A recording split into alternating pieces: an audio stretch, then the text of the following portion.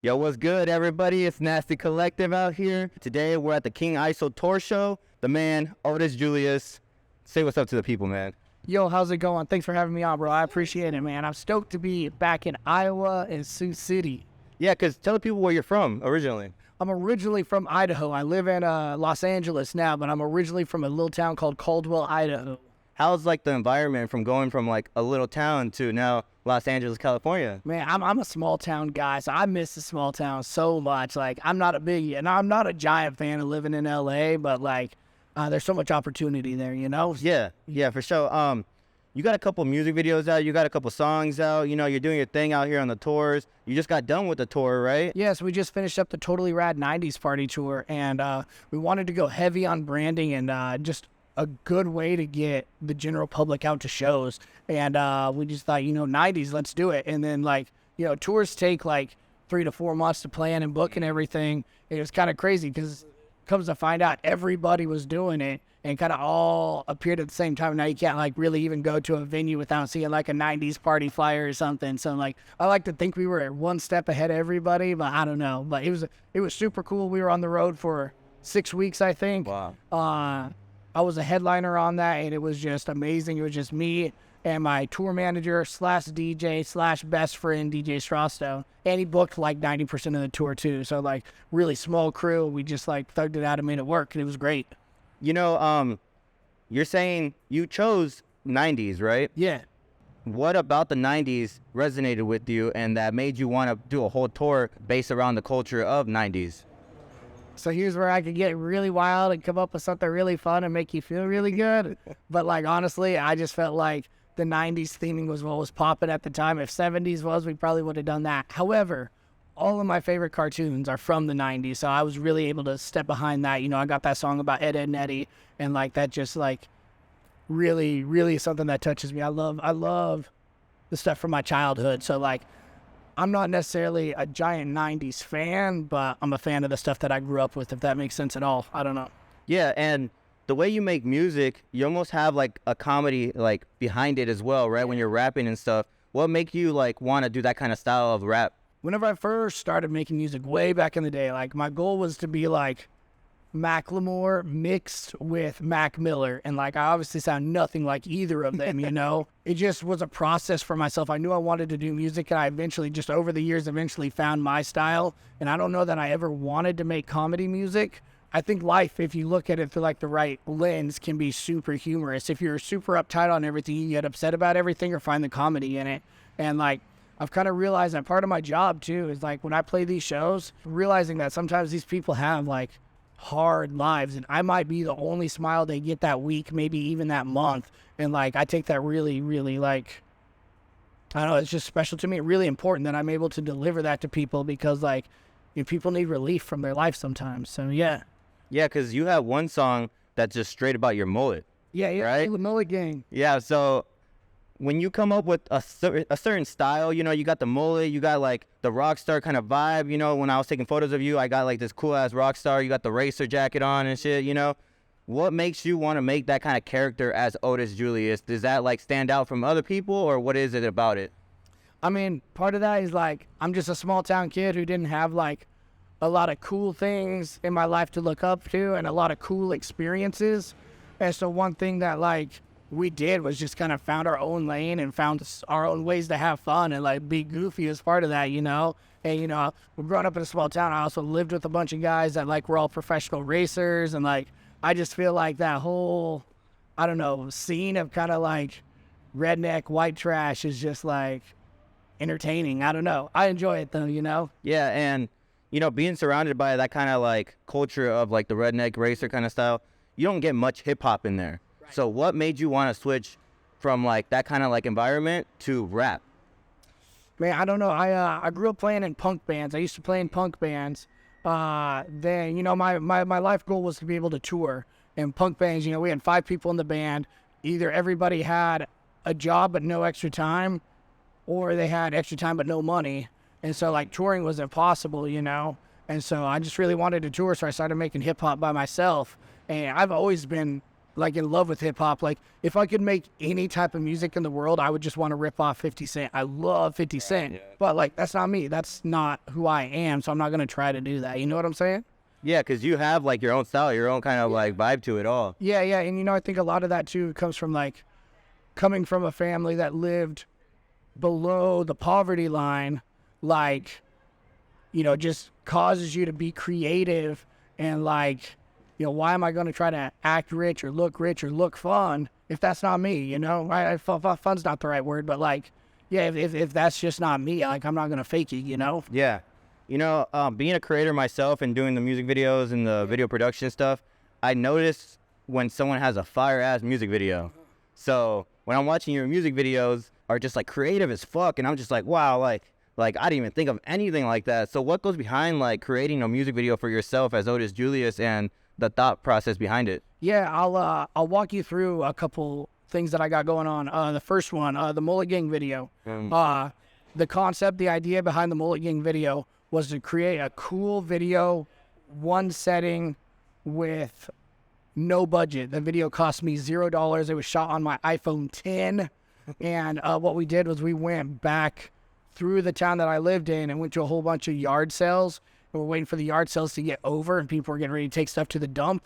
And we were just like, hey, if you're getting rid of that, I'll take it. And so like all of our props, the couch and everything like that, we got all that for free. Then we just took it out to the desert and shot a video. So that was like the concept there, is to create something cool and fun and memorable and silly with a zero budget. And then we're going to come like full circle, coming to Hyundai to Ferrari.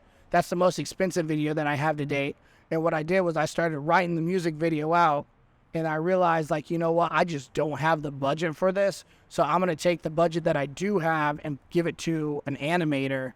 And that's how we came up with the Lego idea. And the video is almost exactly what I have written out that we were going to do in person. But, like, you know, really what was crazy was looking at, like, the Ferrari rental. I was going to end up paying more for the rental than I was going to pay the camera guy. And I'm like, I can't do that and like have a good heart about it. You know, it's just like, hey, this prop costs more than you did. Thanks. You know, like that's not cool.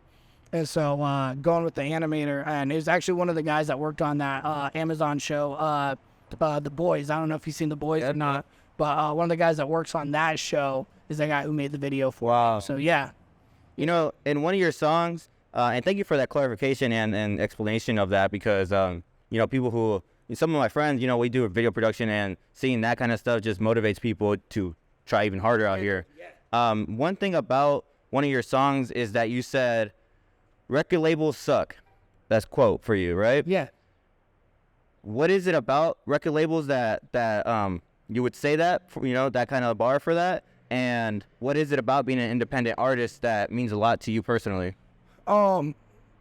You know, for me, I love not really having to share what I've built, you know? Like, I put in a lot of hard work to get to where I am, and, like, I'm hanging out with people that are doing things, like, a million times bigger than me, you know, and I put in the work to get to where I am, but, like, everything that comes to me, like, I don't got to give a cut to anybody. Like, I really love just being the sole owner and, like, earning my money, you know? And so I think that's a big part of it, is not having to split. I also think a lot of times, you know, specifically, I guess when I wrote that, it's specifically like corporate top labels, you know, and labels that are going to make decisions for the artist, and labels that are going to encourage the artist to do things that maybe isn't in my lane or whatever, you know. And so, like, I get to make every choice, and, you know, that's good and bad, you know, because I also got to live with the bad choices that I make that end up hurting my career at some point, you know, financial decisions or whatever that is. And but just the true art, you know, is I'm completely in charge of all of that, no matter what I make. So yeah, does that make sense? Is that it? Of course, hell yeah, it does. One last question I wanted to tell you, and I appreciate it, OTIS Julius coming out here, letting me interview you, especially because I just got done meeting you the other day at one of your shows, which was fucking fire. The way you performed, the way you had the crowd like just interacting with you, like. It's just like, it's cool, man. It's really cool to see out here. But to the people out there that are trying their best to do whatever they are trying to do, what kind of advice would you give the youngin or just the person that's just starting, you know, their career as far as like whatever they're trying to actually be passionate about? What kind of advice would you give them to end it off here? That's a really good question. One thing that I always tell people whenever they're talking about working for themselves, rather that's being a musician or starting a small business, you know, maybe it's arts and crafts, whatever that lane is, being a mechanic, opening up your own shop, whatever that is, like, you got to be ready. Like, if this is what you want to do, you have to be able to sacrifice like so much in your life. Like, before I made my I shouldn't say identity, because my identity isn't in music, but before I made my career and like what I did, music, I kind of like identified as like a snowboarder, and I haven't been able to snowboard in like 3 or 4 years because, like, you know, it's really expensive to get to the point to where I am now. And it was just like, first of all, the money for that is gone and the time is gone, and just like everything that you want to do. Like, I've sacrificed really important moments with my family. I sacrificed so much time with my young niece and nephew. Like, I've sacrificed so much to get to where I'm at, but at the same time, like, it's super rewarding. And like, you know, I get messages in my inbox. They're talking about like, this is the best night I've ever had, or talking about like, tonight cured my depression, or like anything like that. I'm like, man, I'm like legitimately making a difference for somebody in the world, and that's really cool. So, yeah, I don't know. That was kind of a long answer. Did that answer your question? Yeah, I think a lot of people will hear that and feel like that resonates with them as well. You know, just all that time spent doing what you love, you got to give something up for that, you know? Yeah. I understand that too, you know, exactly how you said, like the nieces and stuff. But at the end of the day, I think that the legacy that you are building now will make up for certain things like that, you I know? appreciate that, bro. That put a big old smile on my face. So I appreciate that, man. Yes, sir. And, you know, everybody watching out there, I appreciate you watching. OTIS JULIUS, you know, we out here in the motherfucking building. I got a couple things I want to talk about. Tell them. Okay, first of all, I'm on the med call tour right now. I'm an opener for King ISO and TAEBOTHATRUTH. I'm also their tour driver, so I'm driving and rapping every night. And I just came off the Totally Rad 90s Party Tour. I was home for 13 days, turned around, and now I'm back out on the road for another month. And so, like, is this going to drop soon, or is this going to drop in a little while? They'll probably drop in a week. Okay, cool. So I left mid-February, so in the past, 2.5, 3 months, I've been home like 15 days. Like, whenever you talk about sacrifice, like, those are days I'm living without my wife, you know? Like, it's pretty wild. And so, like, I'm really out here doing it. And, like, one of the big things for me is, like, whenever I started coming up, I hit up everybody in my local scene. It was just like, hey, give me some advice. Like, how do I do this? I want to do this. And everybody was just like, yo, I figured it out myself. You got to go do that too. And I'm like 100% making sure that I'm not that guy. So if you're like a creative that's like just starting, like, definitely hit me up and we can chat about it, because I want to be the person that can help somebody else along, because I didn't have that in my career startup. And so that's really important to me. Like, but yeah, like I said, I'm finishing up 2 tours in like a very small amount of time. It's crazy. Like, I think I haven't even sat down and looked, but I'm going to be well over 20,000 miles driven on by the time I actually get home. Like, it's insane what we're doing, but it's really cool seeing the country, like, you know, chasing my dream, living my dream, and like, it's real. That aside, I got music out. As soon as I get home, I'm going to start recording and get ready to release again. Definitely, like, the social medias, everything is OTIS JULIUS Music. Hit up the Instagram, the Facebook, go stream it. If you Google me, I'll be the first thing that comes up. So, yeah, that's what I got to say about that. I had to plug my stuff real fast. Anything else? I just want to say, man, if you ain't out here like OTIS JULIUS is out here hustling, you know, grinding for what you want, don't even talk to fools like us. I'm going to just be real with you. Like, this is a real deal right here. I'm just being honest. And the way you said that about how you hit up everybody and no one wanted to help you out on this, like, bro, that's why I appreciate this so damn much, because I know I'm the small dog, you know what I mean? Yeah. But to be able to talk to you guys like this and provide a service like this, like, that means everything. Cool. But yeah, man, OTIS JULIUS in the building, bro. Love Again, I appreciate you, homie. And with that being said, we out this bitch. Hey, really good to see you, bro. Hey, doses, we out.